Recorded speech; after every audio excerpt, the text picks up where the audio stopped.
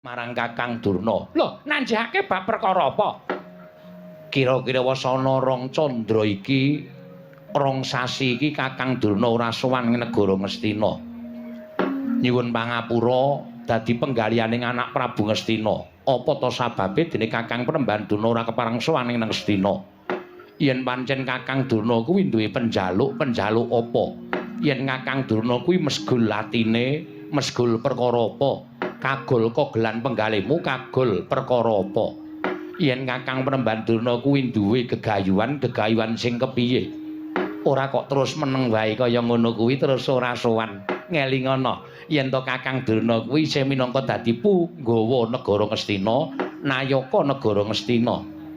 Nek nganti sampeyan ora sowan ana negara Ngastina, padha karo sampeyan merengkang malaran pernatan hukum negara Ngastina, bakal gedhe pidanane tumraping Kakang Durna. Mula Kakang, sadurunge tumiba pidana saka anak Prabu Ngastina, yen to Kakang Durna ora kepareng sowan ana negara Ngastina, saiki mara coba aku ingin dadi dalan mengko iso tak aturake marang resaning anak Prabu Ngastina sebabe apa lan krana apa dene Kakang Durna ora sowan ing negara Ngastina.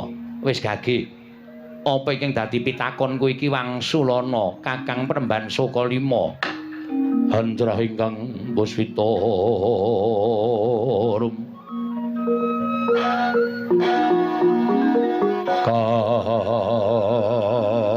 Kasiling samirana mrih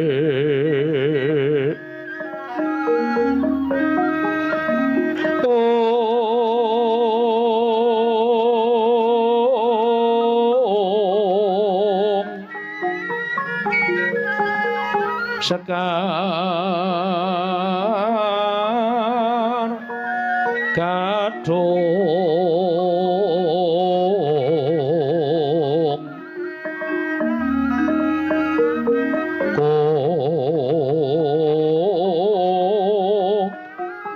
ngas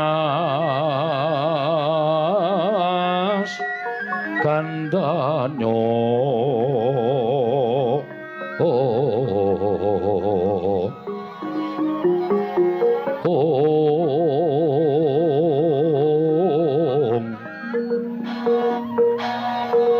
maweh raras renaning driya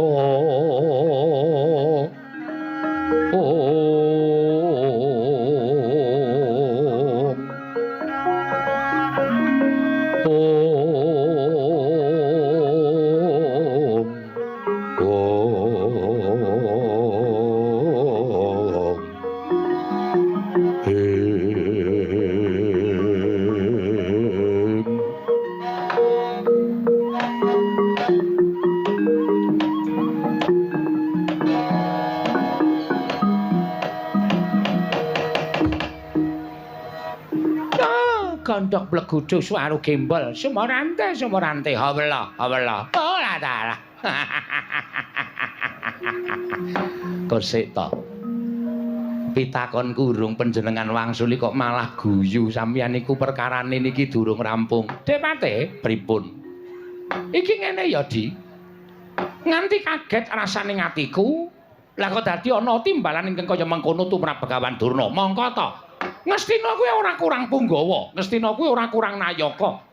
Klebu sampeyan, klebu Adipati Harya Sengkuni, anak Prabu Karna ing Awangga, anak Prabu Mandura, sartaning kabeh Nalendra Slindu Jayadrata lan sak panunggalane. Kuwi minangka dadi kekuwataning negara Ngastina.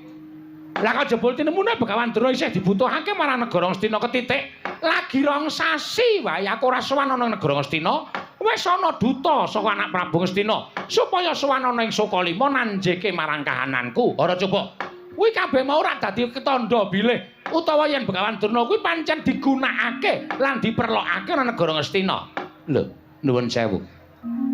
Sing ngandhake nek Kakang Durna kuwi ora diperlokke ning negara Ngastina sapa? Kakang Penemban kuwi pujangga. Kakang Penemban kuwi guruning Parasata Kurawa.